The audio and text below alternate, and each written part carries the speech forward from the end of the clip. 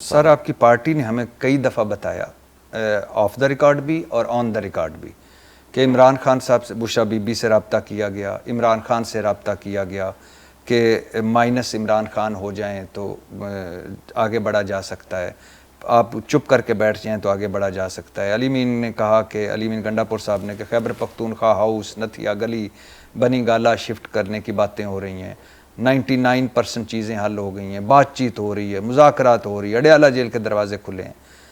آپ کسی ایک ایسی چیز کو کنفرم کر سکتے ہیں کہ ایسا ہوا؟ میں نہیں کروں گا، لیکن میں اتنا ضرور کہوں گا کہ ایسی باتیں جو ہیں ان کی جو بازگشت ہے یہ ہے نا ارد گرد ہمارے، ایسی باتیں سنی ہیں میں نے اور ذمہ دار لوگوں سے سنی ہیں، بس پھر لیکن ان کا مقصد کچھ نہیں ہے نا ان باتوں کا، کیونکہ خان صاحب ان کو ایک دم رد کر دیتے ہیں۔ سر میں عمران خان صاحب کا اینڈ پہ نہیں جا رہا، میں تو سلمان اکرم راجہ میں یہ صاحب کہہ سے رہا پوچھ ہوں کہ دیکھیں یہ باتیں کہ آپ کو حتمی طور پہ کسی بلیک اینڈ وائٹ پتہ ہے؟ نہیں، مجھے نہیں پتا، اس کا مطلب ہے کوئی آفر نہیں ہو؟ مجھے نہیں پتا، لیکن میں عرض یہ کر رہا ہوں کہ دیکھیں آفر تب ہوتی ہے جب آگے آفر لینے والا کوئی موجود ہو، لوگ ٹو لیتے ہیں نا، کہتے ہیں اگر ایسا ہو جائے تو کیا خیال ہے، خان صاحب قبول کر لیں گے، آپ ذرا دیکھیے بات تو کیجئے، اور جب جواب یہ ہو کہ نہیں بالکل وہ قبول نہیں کریں گے، اس بات کو آگے بڑھاؤ ہی نہ، کوئی فائدہ نہیں ہے اس بات کا، تو بات ختم ہو جاتی ہے۔ یہ جو علی مین گنڈا پور صاحب نے یا باقی لوگوں نے کبھی پارٹی کو بریفنگ نہیں دی کہ یہ ہو رہا ہے، ان سے ہو رہا ہے؟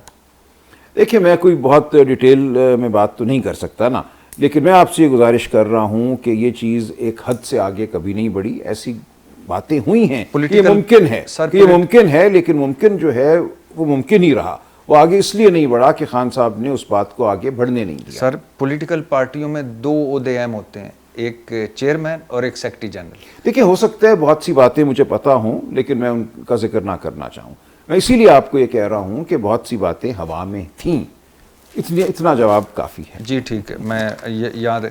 اچھا سر آپ کی یہاں اگلے سوال پہ جانے سے پہلے کہ آپ کی پارٹی کو بڑی امید تھی، پارٹی کے لوگ کہتے تھے کہ ٹرمپ آئے گا تو لگ پتہ جائے گا، تو ٹرمپ صاحب سے جو امیدیں کیوں پوری نہیں ہوئیں؟ دیکھیں مجھے تو نہیں تھی، لوگوں کو تھیں تو ان کی اپنی سوچ ہوگی، میری نظر میں ریاستوں کے ممالک کے جو رشتے ہیں وہ دوستی کی بنیاد پہ نہیں ہوتے، وہ انٹرسٹس کی بنیاد پہ ہوتے ہیں، اپنے فوائد کی بنیاد پر ہوتے ہیں، اس لیے وہ معاملہ جو ہے اسی طرح چلے گا جیسے ریاستوں کے درمیان معاملے چلتے ہیں۔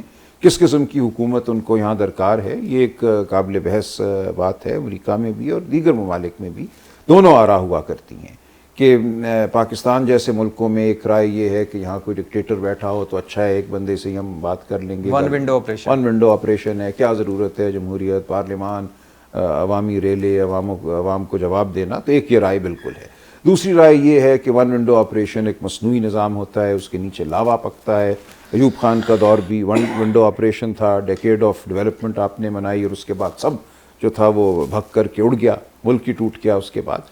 تو نیچے جو تلخیاں ہوتی ہیں، نیچے جو ناآسودگی ہوتی ہے، نیچے جو غصہ ہوتا ہے نسلوں میں، وہ اس کو آپ دبا نہیں سکتے ون ونڈو آپریشن کے ذریعے۔ تو جو لوگ ذرا زیادہ دانا ہیں، جو تاریخ پہ نظر رکھتے ہیں، وہ سمجھتے ہیں کہ پاکستان جیسا ملک 25 کروڑ آبادی کا ملک، جس میں زبان کا تفاوت بھی ہے، فرقے کا تفاوت بھی ہے، ایک بڑا ملک ہے، خطے کا فرق ہے، تمدن کا فرق ہے، ایسے ملک میں ون ونڈو آپریشن نہیں ہو سکتا۔ یہ کوئی چھوٹا سا جزیرہ نہیں ہے جہاں پہ آپ کہیں کہ ہم نے ایک ونڈو بنا دیا ہو یا معاملہ کر لو۔ تو ایسے ملکوں میں آپ کو سیاست کو، لوگوں کی آواز کو، لوگوں کے نظریوں کو، لوگوں کی سوچ کو جگہ دینا پڑتی ہے، اور اس کے لیے آزادی ضروری ہے۔ تو سر آپ کے خیال میں، آپ ماشاءاللہ گہری نظر رکھتے ہیں، تو آپ کے خیال میں کوئی ایسا مستقبل میں بھی امریکہ سے کوئی کردار ہو سکتا ہے؟ بالکل ہو سکتا ہے۔ دیکھیں میں عرض کروں، بالکل یہ سوچ میں نے اسی لیے کہا، ان تمام ممالک میں جن کو ہم سمجھتے ہیں کہ کوئی وہ اثر رکھتے ہیں بین الاقوامی سطح پہ، وہ یورپین یونین ہو، برطانیہ ہو، وہ امریکہ ہو، وہاں ہماری گفتگو ہوتی رہتی ہے، وہ ہم سے معلومات بھی حاصل کرتے رہتے ہیں، ان کو بالکل معلوم ہے کہ ملک میں کیا ہو رہا ہے۔ اس لیے یہ آپ مت سمجھیے کہ راوی ان کو سب اچھا ہے کی خبر دے رہے، ایسا نہیں ہے۔ وہ سمجھتے ہیں کہ پاکستان جیسا ملک جو ہے اس کو مستحکم رکھنے کے لیے ضروری ہے کہ ون ونڈو سے آگے کوئی بات ہو۔ سر اس سے پہلے کہ میں اگلے سوال پہ جاؤں، اس وقت اسٹیبلشمنٹ جنرل عاصم منیر فوج یہاں ہے، اور یہ 65 کے بعد پہلی دفعہ ہوا ہے کہ پاک فوج زندہ باد کے نعرے لگ رہے ہیں، سلام کیے جا رہے ہیں، جو کہ ان کا بنتا ہے، جو انہوں نے کیا دشمن کے ساتھ، بھارت کے ساتھ. اور اس وقت جو پوری دنیا ہے وہ دیکھ رہی ہے جنرل عاصم منیر کو اور اسی حکومت کو جس کے وجود کو ٹھیک نہیں سمجھتے. وہ کہتے ہیں معاشی اشاریے بہتر ہو رہے ہیں، وہ کہتے ہیں ہم نے اسی نظام میں جنگ جیت لی، وہ کہتے ہیں ہم نے مشکل ڈیفالٹ ملک کو آگے لے گیا. تو آپ نہیں سمجھتے کہ آپ اور عمران خان irrelevant ہوتے جا رہے ہیں؟ میں نہیں سمجھتا. دیکھیں یہ وقتی طور پہ یہ باتیں ہوتی ہیں، یہ چیزیں بہت جلدی بدل جاتی ہیں. آپ کو پھر میں نے یہی مثال دی، 60 کی دہائی جو تھی اس کو ڈیکیڈ آف ڈیولپمنٹ کہا جاتا تھا کہ پاکستان تو اب بالکل ترقی یافتہ ممالک کی فہرست میں آ گیا، ٹیک آف ہو گیا اور بالکل ایک ایسا نظام قائم ہو گیا جیسا ہمارے جیسے ملکوں میں ہونا چاہیے. جتنی آزادی ہونی چاہیے اتنی آزادی دے دی گئی ہے، بیسک ڈیموکریسی ہو یا وہ 1962 کا آئین ہو جس کے حوالے سے جالب نے کہا میں نہیں مانتا، میں نہیں جانتا اس ذہن کی لوٹ کو، کھلے جھوٹ کو. تو کھلے جھوٹ کو یہ سمجھا گیا کہ یہ ایک نظام ہے جس کی بنیاد پہ ملک ترقی بھی کرے گا اور لوگ خاموش ہو جائیں گے. تو ایسا نہیں ہوا نا. ہم جانتے ہیں کہ اس نظام کا نتیجہ کیا ہوا. تو اس کا مطلب ہے کہ ٹرمپ صاحب کی طرف سے مکمل نا امیدی نہیں ہے امریکہ کی طرف سے؟ دیکھیں امریکہ ایک بڑا ملک ہے، اس میں بہت سے سوچ کے زاویے ہیں اور گفتگو جاری رہتی ہے. اچھا سر، فوج سے آپ نے لڑائی لڑی، میر جعفر، میر صادق، یہ ہینڈلرز، یہ سہولت کار. اچھا، اور عدلیہ سے آپ کے جھگڑے ہیں ظاہر ہے، اور الیکشن کمیشن سے آپ کی لڑائی ہے، حکومت سے آپ کی لڑائی ہے، پولیس، ایف آئی اے، نیب، سب سے عدالتوں میں آپ اس وقت ہیں، مقدمے بازی یہ وہ.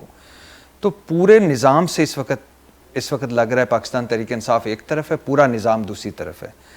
تو جیت پائیں گے یا کیا حاصل کر پائیں گے لڑائیاں لڑ کے؟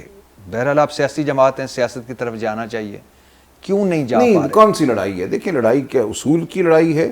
لڑائی یہ ہے کہ عدلیہ کو آزاد ہونا چاہیے. لڑائی یہ ہے کہ ایف آئی اے کو یا پولیس کو قانون کے مطابق کام کرنا چاہیے، جھوٹے مقدمے نہیں بنانے چاہیے، لوگوں کو مارنا پیٹنا نہیں چاہیے، الیکشن کمیشن کو شفاف الیکشن کرانے چاہیے. یہ لڑائی ہے نا. تو یہ تو بہت اچھی لڑائی ہے، بڑے فخر سے ہم لڑیں گے. اس لڑائی کو لڑنا میں سمجھتا ہوں ایک فریضہ ہے، اس کو ہمیں لڑتے ہی رہنا چاہیے جب تک کہ ہم کامیاب ہوں یا ہم سے بعد آنے والی کوئی نسل کامیاب ہو. یہ تو ایسی لڑائی ہے جس پہ قوم کا قوم ہونا جو ہے اس کا انحصار ہے. ورنہ تو ہم ایک ریوڑ ہے نا، ورنہ تو ایک قبرستان کی خاموشی ہے. اگر قانون نہ ہو، آئین نہ ہو، پولیس جبر کا ایک آلہ ہو تو پھر کیا ملک ہے وہ؟